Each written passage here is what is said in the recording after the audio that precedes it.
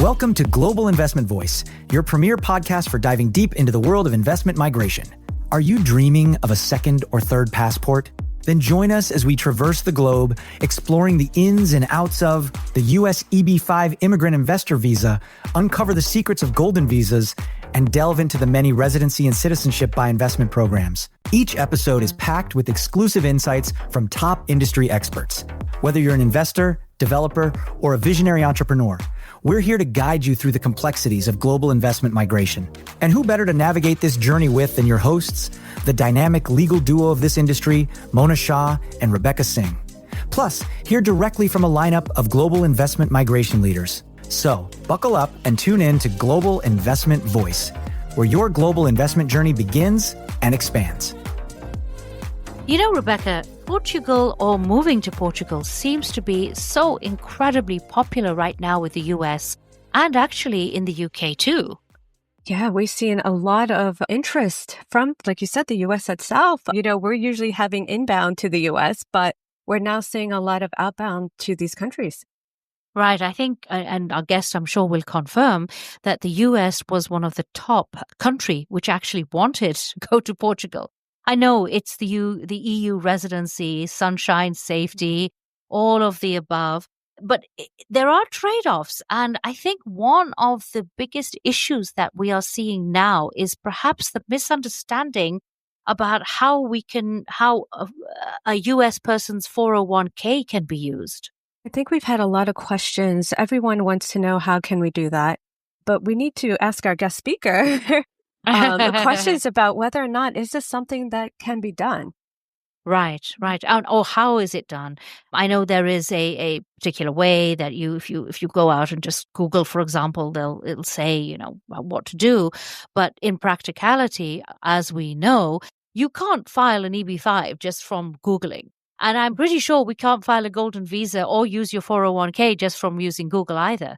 Even ChatGPT hasn't got to that point just yet. I'm sure we'll need all the specialists that are involved. I mean, everything from taxes to, transferring the funds over and attorneys that you'll need to help guide you through the entire process. Right. Okay, well, without much ado, let's introduce our guest. Yes, today we have our guest speaker, Tiago Gali Macdeo, who is the founder and managing partner of the law firm Next, Gali Macedo y Asociados, with offices in Porto, Lisbon, and Brussels.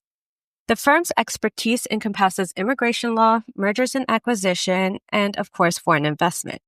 Tiago is often invited to participate as a panelist at events around the world, where, Mona, you and I have met Tiago for some years now. Right. So, Tiago, welcome. It's great to finally have you on Global Investment Voice. Hi, Rebecca. I'm Mona. It's great to be here and talking about these interesting subjects. It is. There's a lot going on, Tiago. And please, first of all, confirm what I just said. The number one country to Portugal right now is the United States, right? Yes, definitely.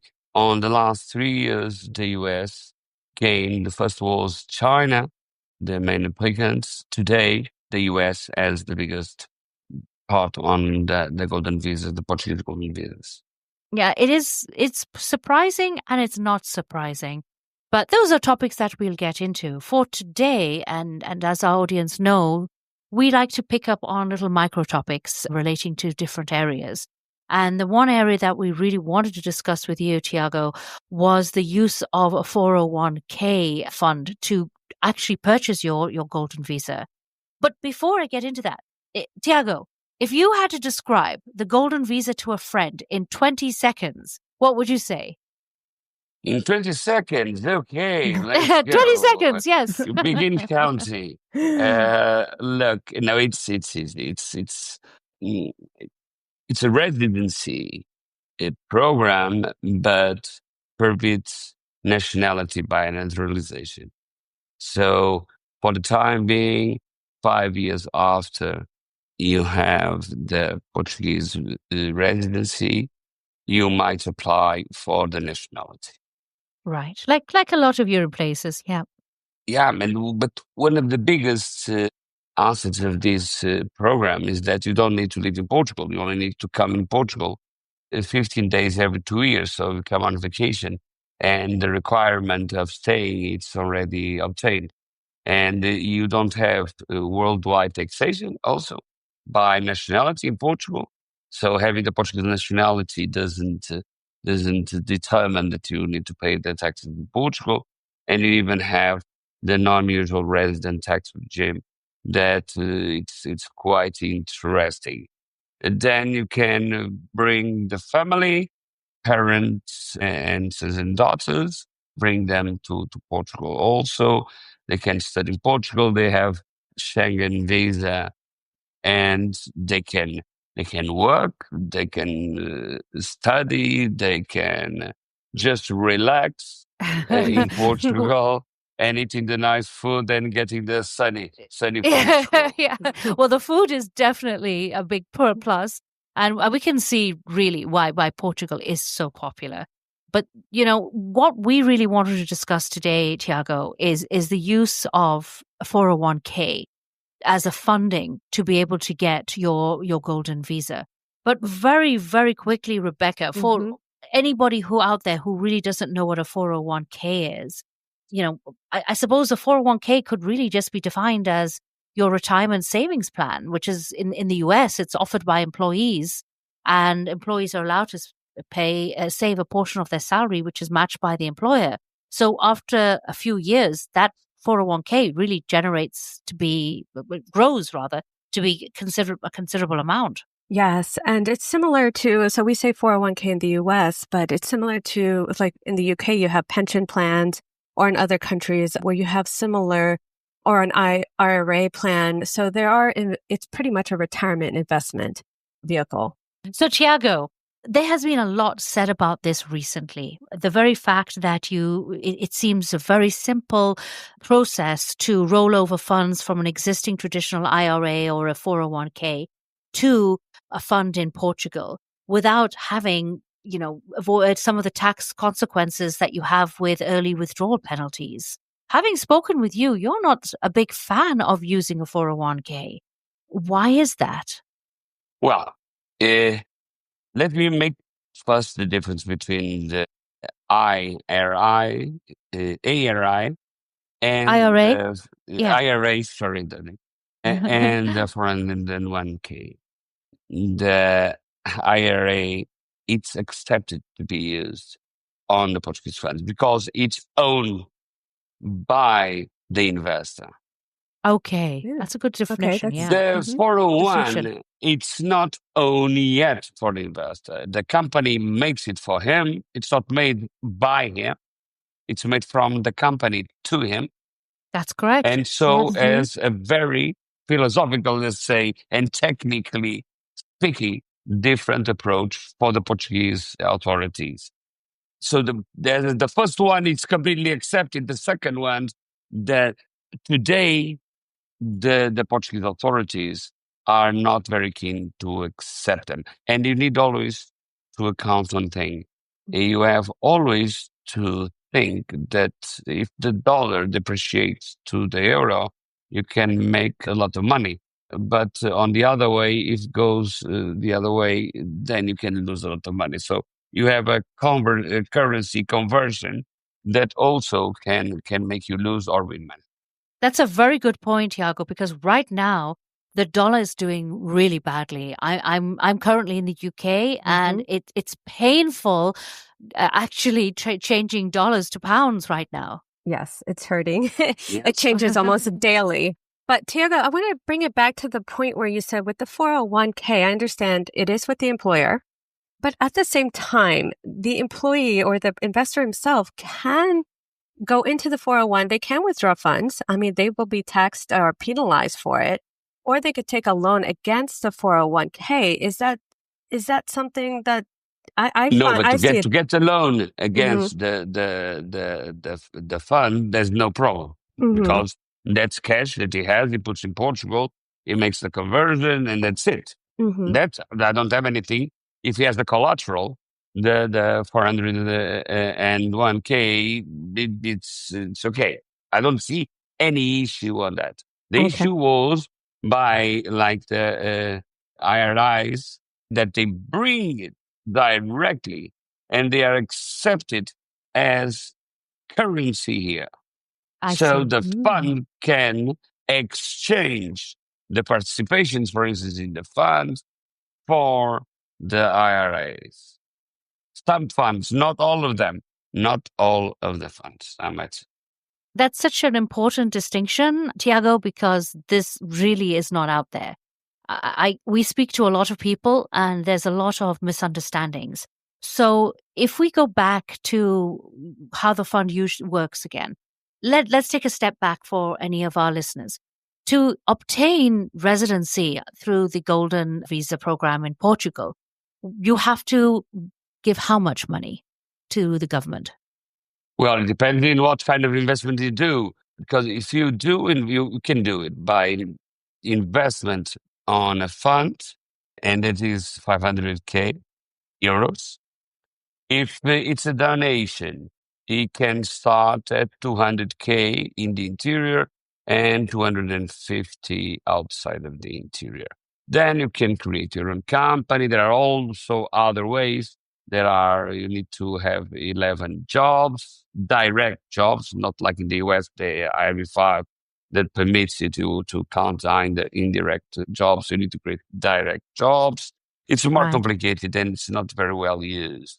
And so the most used today is the donation to recover the heritage, or helping museums, or helping making movies. It needs to be on the cultural side. And the funds, it needs to be funds that can invest on real estate, but their objective is not a real estate fund. I see. So that is something that perhaps quite a lot of people don't know about, even though it's been widely publicized for some time that to get into Portugal, it's no more real estate. So there's no income from real estate unless you want to add that on yourself, but you don't obtain residency through real estate. It's through a fund. Yes, So, yeah. that's completely true. But for instance, we've helped establishing several funds that they are on the hospitality. You could say it's almost real estate because an hotel, it's the biggest asset of the company that owns it. So you indirectly, you can be investing on real estate, but it needs to be dedicated to hospitality, or to make a factory or a data center, or you can have real estate. But the main objective of those companies that they are being invested by the fund can't be real estate built to sell. Right. Well, that's a very good point. But at this juncture, Tiago, the biggest criticism that we are hearing, and I would say probably the worst thing about the Portuguese Golden Visa is, without doubt, the long processing delays for new applications. By law, just like in the United States, the application should be processed in just a few months. But we are hearing about wait time taking over 3 years right now. Well, 3 years is a little bit too much, but it's completely unacceptable what happened. Now it's taking around 2 years. 2 years. But I don't have a crystal ball, but by seeing what evolution that is we have been seeing, is that by the end of this year, we could be talking about 1 year or less. Why? Because I can explain this. It's easy. First, all the immigrants in Portugal have the same pipeline. So they go through the same bottlenecks. The person that comes to work in Portugal, or the Golden Visa. The Golden Visa doesn't have a fast track on terms of paper treatment inside the authorities. So it goes on the mass. And Portugal had, on the last years, almost 2 million in 2 million immigrants coming to work in Portugal. That created a huge bottleneck on the process. And then we had several problems with the immigration authorities, and they restructure it. And when you restructure something, it goes to ground zero, and then you build it from scratch. And now I can tell you that we had many, many, many and applicants that they couldn't even renovate their own cards. And now we are renovating them at more than 50 per day. You can imagine. They are beginning to pick it up and to do it and making the process much easier. I hope, and I've been talking with several persons that are responsible for that. They were telling me we could go back to the 6 months or even less in 1 year time. Oh, wow. Interesting. Right. Yeah. Okay, well, that does make sense. And I mean, we're seeing delay. We had seen terrible delays in the US, but that was a lot of it from backlog from COVID and changeover of the administration and stuff. And lately, the delays supposedly are supposed to have lessened. So I suppose it's the same everywhere else, Rebecca. Yeah. I mean, even from the Caribbean, they've had delays. And remember one thing, because the immigration is growing everywhere. Yeah, that's true. Yes. And people are The moving. immigration pipeline, the people are immigrating much more than 10 years ago. Yeah. So, and the infrastructures were not prepared to receive, Portugal was not prepared to receive 2 million immigrants. I was going to say, Portugal would never have been on the radar as being the most popular. And before we get into your favorite topic, Tiago, which is all the wonderful things about Portugal, I know. Let me ask you. Yeah, right. Let me ask you. Recently, obviously it's changed over. I mean, immigration to Portugal changed over from buying real estate, which was pretty safe in most people's eyes, to the fund management. Now, having a system in the US where there is a fund, but it's heavily monitored by the SEC. There's no such thing in Portugal as the SEC covering the fund. Have you seen issues? No. We do have an ITC, and maybe even a stronger one than in the US. Oh, really? Tell us. Yeah, all us the more. funds in Portugal are under the tight observation and monitoring of our ICC. No. Mhm. It's really, really, really tough because they control everything, the evaluations, the people that are running the funds, even the publicity, the marketing of the funds need to go through them. No. It's high scrutiny of the ICC, the Portuguese ICC. That's a good thing. And I also want to bring out for the investors too, because that's going to be important. That makes them feel safer coming in. But what about the investors themselves? How are they scrutinized? As we talked about the 401k that you had to bring in funds, are their sources scrutinized? The way they're bringing the money into Portugal, how is all that being done?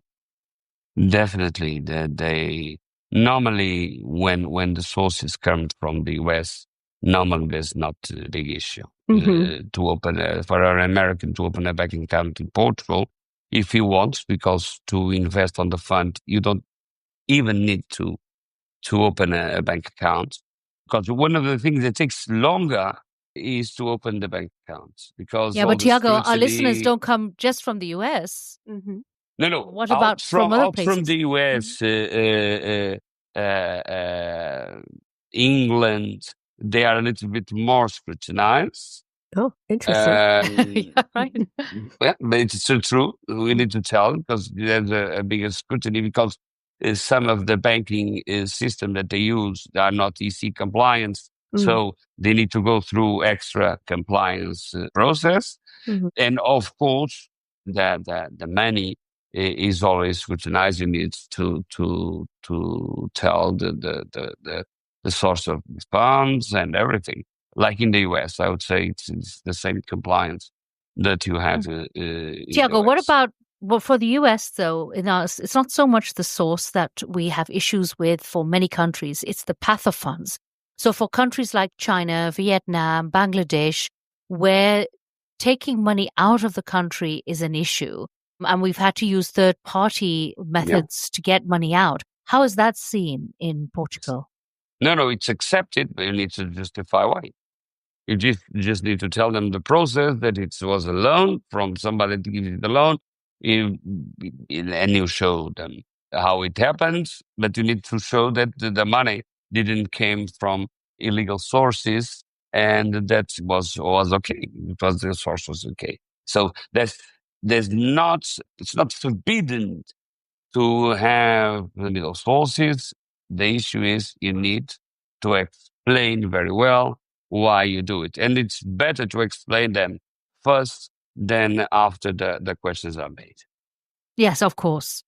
Yeah, we spend such a long time, talking about things well before we even get into an application, because people need to understand these are such monumentous decisions. But before we wrap up, why is Portugal still one of the most popular places? And don't just say it's the low cost of living, because I've heard that Portugal has gone up, just like the rest of the world has.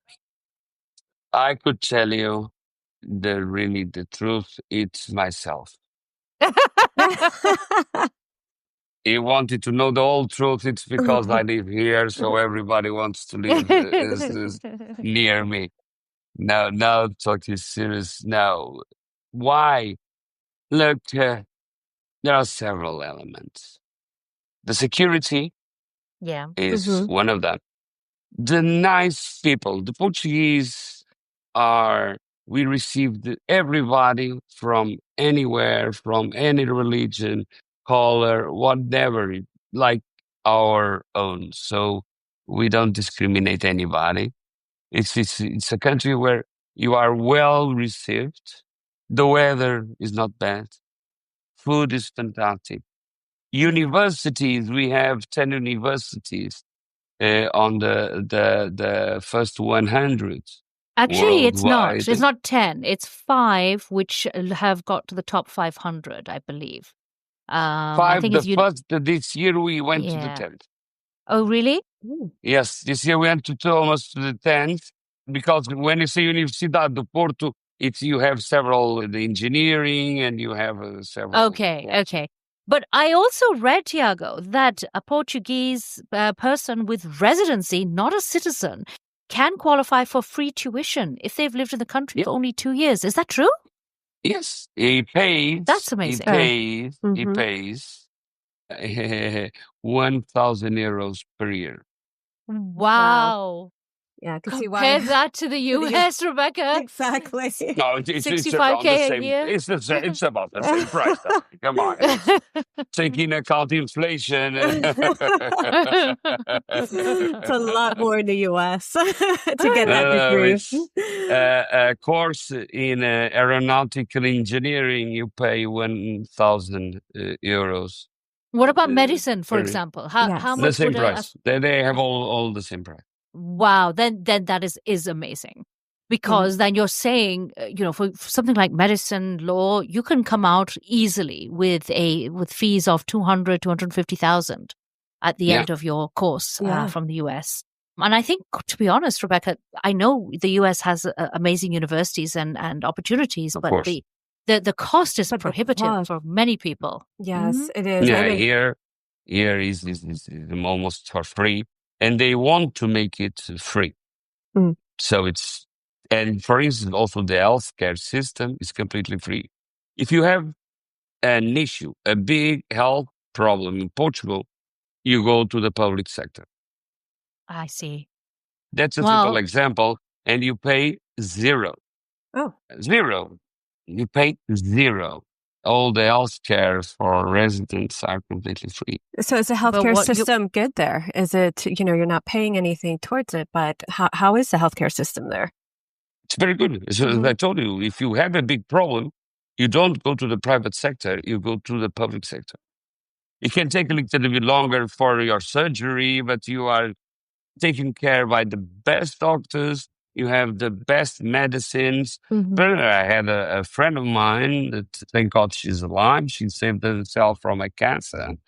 And she was paying 25,000. Well, the cost of the treatment was 25,000 euros per week. Wow. And she was Ti- paid by 2 years of it. During 2 years, the state paid all of it. So national healthcare Tiago, system. this is amazing. I really, Rebecca, we have a lot to say. I'm Yes. sure taxes can come into all of this. There's no such thing as a free lunch or a free healthcare, as we all No. know. But that's a topic for a different day. Tiago, we would love to have you back to discuss more. You're full of Pleasure. insights. You're full of insights. So thank you so much for coming on Global Investment Voice. Thank you. It was great to be here discussing with you this subject, because I think it deserves to be discussed, because there are a lot of positive elements and people need to be secure and without being on fear of being investing. And I think it's quite an interesting subject. Thank you so much, darlings. And that's a wrap on today's episode of Global Investment Voice. A huge thank you to all our listeners for tuning in and sharing this journey with us. Curious about unlocking the potential of global migration and citizenship? Make sure to visit us online at mshallah.com and globalinvestmentvoice.com. Dive into our extensive library of podcast episodes. Stay ahead with the latest in migration news by signing up for our insider newsletter. Don't forget to connect with us on social media. Find us on LinkedIn, Instagram, and Facebook to keep the conversation going. Remember, the insights shared in our podcast are for informational purposes only, so please seek tailored legal, financial, or investment advice where needed. Thanks again for listening, and until next time, keep investing smart and living well with Global Investment Voice. We'll see you on the next episode.